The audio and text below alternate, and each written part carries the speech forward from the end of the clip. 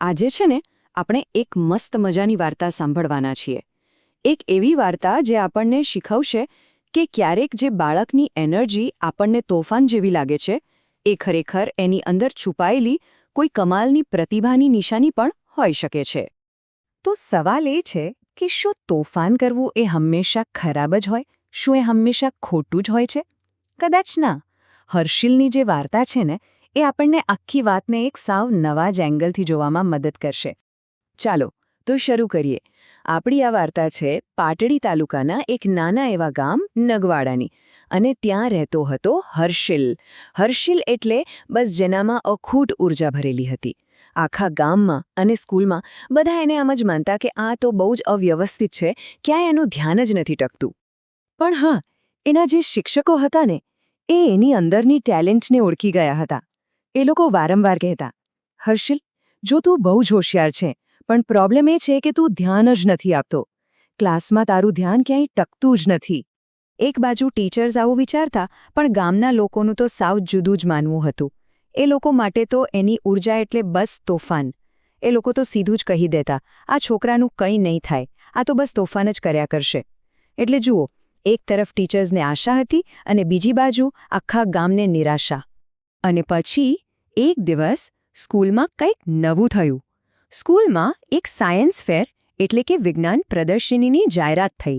અને આ જાહેરાત એ હર્ષિલ અને બીજા બધા જ સ્ટુડન્ટ્સ માટે એક મોટો ચેલેન્જ લઈને આવી. હવે બીજા બધા સ્ટુડન્ટ્સની સરખામણીમાં હર્ષિલ પાસે એક મોટી મુશ્કેલી હતી. શું? તો એ કે એની પાસે ન તો પૈસા હતા કે ન તો બજારમાંથી કોઈ રેડીમેડ મોડેલ ખરીદી શકે એમ હતું. એટલે એની સામે એક મોટો પહાડ જેવો અવરોધ આવીને ઊભો રહી ગયો. તો હવે શું? જે છોકરા પાસે કંઈ સામાન જ નથી એ આ સાયન્સ ફેરમાં ભાગ લેશે કેવી રીતે? બસ અહીંથી જ આપણી વાર્તામાં એક જોરદાર ટ્વિસ્ટ આવે છે. પણ હર્ષિલ કંઈ હાર માને એવો નહોતો. એણે તો પોતાની દેશી બુદ્ધિ વાપરી અને એક એવો રસ્તો શોધી કાઢ્યો જે કોઈએ વિચાર્યો પણ નહોતો. એણે તો ખરેખર કચરામાંથી કંચન બનાવ્યું. જુઓ એણે શું કર્યું. તૂટેલા ફૂટેલા વાયર ભેગા કર્યા, કોઈ જૂનો પંખો પડ્યો હતો એના પાર્ટ્સ કાઢ્યા અને આ બધાને એક સાદી બેટરી સાથે જોડી દીધા. અને પરિણામ એ હતું કે એણે એક એવી પવનચક્કી બનાવી દીધી જેનાથી એક નાનકડો બલ્બ પણ ચાલુ થતો હતો. આ તો હતી એની ક્રિએટિવિટીનો અસલી પુરાવો. અને જ્યારે ટીચર્સે આ જોયું કે આ તોફાને છોકરાએ શું બનાવી દીધું છે, ત્યારે તો એમની આંખો પોડી જ રહી ગઈ. એ લોકો દંગ રહી ગયા. જે છોકરો ક્લાસમાં 1 મિનિટ શાંતિથી નહોતો બેસતો, એણે બીજા બધા કરતાં કંઈક એકદમ હટકે અને જોરદાર કામ કરી બતાવ્યું હતું. બસ આ એ જ મોમેન્ટ હતી. એ ક્ષણ જ્યારે હર્ષિલની એનર્જીને પહેલીવાર સાચી રીતે સમજવામાં આવી. એના તોફાનને હવે એક પોઝિટિવ નજરથી જોવામાં આવ્યું. અને ત્યારે જ એના એક ટીચરે એને એક એવી વાત કહી જે એના માટે લાઈફ ચેન્જિંગ સાબિત થઈ.